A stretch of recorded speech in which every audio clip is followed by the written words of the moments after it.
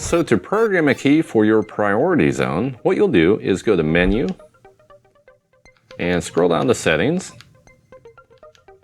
Go to Radio Set. Then we'll go to Key Function. Once you're here, you'll scroll down until you find the right key you want to program. In this case, we're going to program this top button up here, PF3.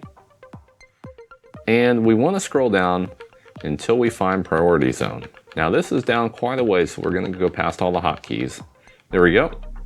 Priority Zone, so select that. Now if we go back out to the main menu on our radio, we could be anywhere in our zones. These radios hold a lot of zones. So if you have one that you use a lot, what you can do is set up a priority zone. That's the one that's your main one. And if you hit this button, it'll take you back there, just like that.